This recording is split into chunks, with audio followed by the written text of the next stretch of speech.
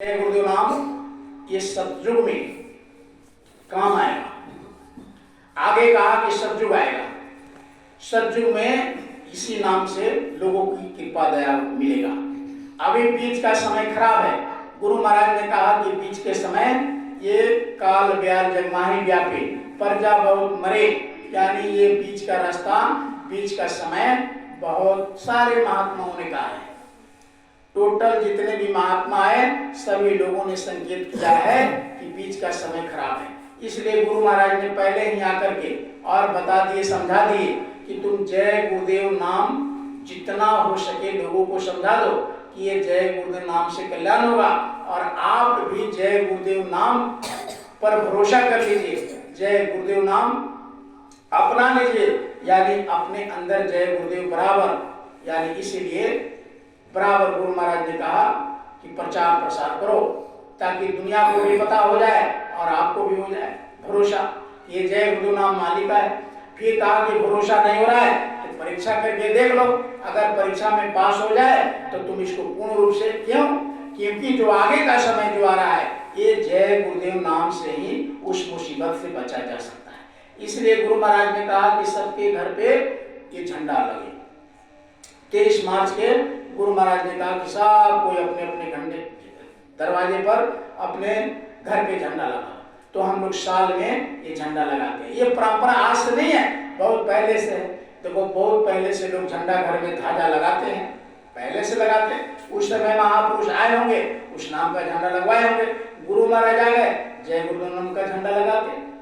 तो जहां तक आवाज आ रही है प्रेमियों, आज आपसे आग्रह करेंगे नए साल के अवसर पर कि ये जय गुरुदेव नाम को अपना लीजिए, नहीं तो आगे तो अपनाना पड़ेगा। गुरु महाराज ने कहा कि तू रो कर लो, यहाँ से कर लो, लेना पड़ेगा। नहीं अगर इसको एक्सेप्ट करोगे तो जो हाल और लोगों का हुआ वो होगा। ये इसका चमत्कार, इसका लाभ आपको आगे मिलेगा। तो ये नाम की महिमा आपके बीच में रखना है। अब गुरु महाराज कहे ये तो चलते फिरते नाम लेते रहोगे, मालिक को याद करते रहोगे, तो ये दया कृपा का नाम है, दया कृपा होता रहेगा। लेकिन कहा कि ये मनुष्य शरीर जब आपको मिला है तो ये मनुष्य शरीर को बेकार मत जाने दो। सभी महात्माओं ने कहा, अशरफुल मखलूकात मोहम्मद साहब ने कहा, the body is a temple of God, ये ईसा मसीह साहब ने कहा, नर नारायणी दे, ये नानक साहब ने कहा, सारे महात्माओं ने कहा कि ये मनुष्य शरीर पा करके तुम गफलत में मत रहो। इसे दुकान का, दफ्तर का, खेती का, बारी का, नौकरी का, चाकरी का, घर का, परिवार का सारा काम करो। लेकिन गुरु महाराज ने कहा कि इसी मनुष्य शरीर के अंदर से उस मालिक के घर जाने का रास्ता है। आप 1 घंटे सुबह 1 घंटे शाम को बैठ करके ये जो शरीर दिया प्रभु ने उनको याद करो। आप इसको अगर याद नहीं करोगे तो गुरु महाराज ने कहा कि इसी से आत्मा को निकाल करके पेड़ में, पौधे में, यानी बिल्ली में, कुत्ते में, हाथी में, घोड़ा में, माछी में, कछुआ में, सांप में, गोजर में, यानी नभ के, थल के जीव बना दिए जाएंगे। फिर ये मनुष्य शरीर आपको नहीं मिलेगा। क्योंकि प्रेमियों गुरु महाराज ने कहा कि ये 4 खान 84 लाख जोनियों से निकलने के लिए ये 84 इंच का जमीन, ये शरीर मिला आपको। 84 इंच का मतलब आदमी अपने हाथ से 3.5 हाथ के होते हैं, 3.5 हाथ, और एक हाथ में 2 बीता होता है। तो कितने बीता का शरीर हो गया? 7 बीते का शरीर हो गया। और 12 इंच का एक बीता होता है, 6 इंच का एक बीता, 12 इंच का एक हाथ, तो 12 इंच का एक हाथ हो गया। तो कितने इंच हो गया? 12 सते 84 इंच। पूरे 84 इंच का शरीर 84 को पार करने के लिए ये महापुरुषों ने दिया। कहा कि आपको ये शरीर पा करके अब दूसरे जुर्मों में जाने का तैयारी नहीं करना है, ऊपर जाने की तैयारी करना है। क्यों?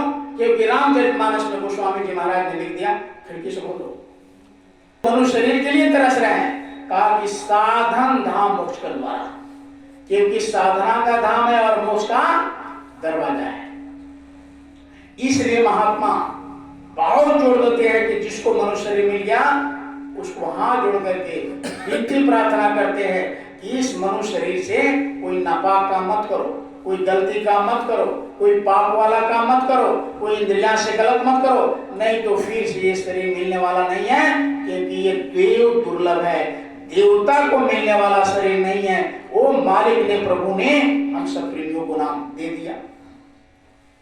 तो गुरु महाराज चूंकि संत देखते हैं अंदर में कि जीवात्मा को पाप करने पर कितना उसको दंड दिया जाता है, कुकर्म करने वाले को कितना दंड दिया जाता है, अधर्मियों को कितना दंड दिया जाता है। इसलिए गुरु महाराज बराबर कहते रहे कि गांव गांव में प्रचार सत्संग का ये करते रहो और लोगों को ये बताते रहो कि इस मनुष्य शरीर पा करके कोई ऐसा कार्य न करे जिससे कि बैल में, बकरी में, कीड़े मकोड़े में जाना पड़े। इससे क्या करे?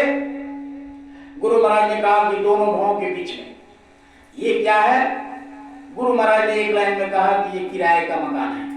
किराए का मतलब जैसे किराए पर हम घर मकान लेते हैं फिर मकान मालिक को दे देते हैं, उसी तरीके से परमात्मा ने ये मनुष्य शरीर एक किराए पर दिया है।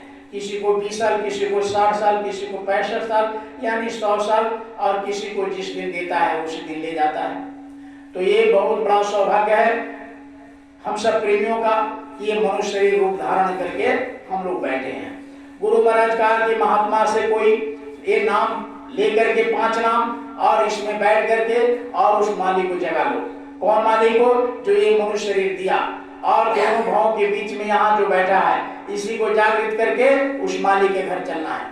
जब तक जीते जी उस मालिक के घर नहीं जाएंगे, मरने के बाद में किसी की चिट्ठी पत्री लेटर नहीं आता, किसी को मोबाइल नहीं आता कि आपके पिताश्री चले गए स्वर्ग में, बैकुंठ में, इंद्रपुरी में, स्वर्गपुरी में। आप अपने से लिखवा देते हो कि मेरे पिताजी का स्वर्गवास हो गया, मेरे माताजी का स्वर्गवास हो गया। आपने कभी देखा स्वर्गवास हुआ कि नरकवास हुआ कि पक्षीवास हुआ कि कुत्तावास हुआ कि बैलवास हुआ कि घोड़ावास हुआ? कोई नहीं जानता। सब लोग लिखवा देते कि स्वर्गवास। अरे नहीं, अगर सबका स्वर्गवास हो गया तो नरकवास नरक के लिए बनाया? तो नरक इसलिए बनाया जो पाप करते, कुकर्म करते, गलत करते।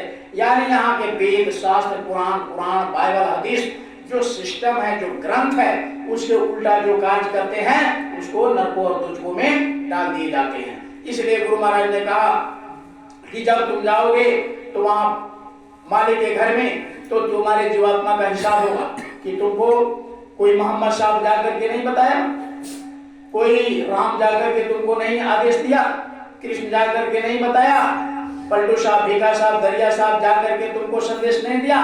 तुम्हारे इतने शास्त्र, पुराण और हदीस या ग्रंथ बना करके महात्माओं ने तुमको नसीहत नहीं दिया तो तुमको जवाब नहीं दे पाओगे। क्योंकि सभी धर्मों में, इस्लाम में, हिंदू में, सिख में, सभी धर्मों में महापुरुष ने आकर इतना मोटा मोटा ग्रंथ लिख करके चले गए कि तुम इस ग्रंथ के अनुसार चलो, इस ग्रंथ की बात मानो, इस ग्रंथ के अनुसार चलो। तो आप उसके साथ अगर नहीं चलेंगे, आप उसके वचन को नहीं मानेंगे तो सब वहां आत्मा को ले जाकर के वहां हिसाब किताब होगा और हिसाब से वो भेज देगा। इसलिए गुरु महाराज समझाते हैं कि चलो, तुमने पीछे जितना गलती किया सब चलो छोड़ो, जितना भी तुमसे बन पिया, कोई नहीं बताने वाला मिला, कोई बात नहीं है, कोई तुमको समझ नहीं था, कुछ नहीं है। लेकिन गुरु महाराज ने कहा कि अब तो तुमको समझाया बताया जा रहा है, अब कुछ ऐसा मत करो जो ये मनुष्य शरीर देने वाले को, उस प्रभु को बहुत दुख हो जाए, बहुत तकलीफ हो जाए कि हमने इसको बेकार मनुष्य शरीर दे दिया, किसी और को दिया होता तो उससे अपना काम कर लिया होता, तो ऐसा प्रभु को कष्ट ना हो। इसलिए गुरु महाराज ने कहा कि इसी मनुष्य शरीर से उस मालिक का दरवाजा, मालिक के घर जाने का रास्ता, ये उत्तरकांड में गोस्वामी जी महाराज ने लिखा, कहा कि साधन धाम मोक्ष कर द्वारा पाएंगे जी पर लोक सवारा, सिर धुन धुन पछतावही, काल ही कर्म ही मिथ्या दोष लगावही।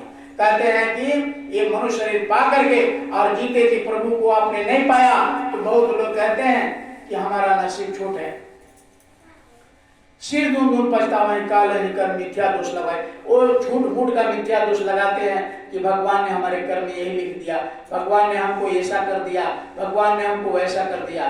गुरु महाराज कहते हैं कि नहीं, कि जितना भगवान के हाथ में अधिकार नहीं है उससे ज्यादा अधिकार हम सब प्रेमियों को दे दिया वो प्रभु ने।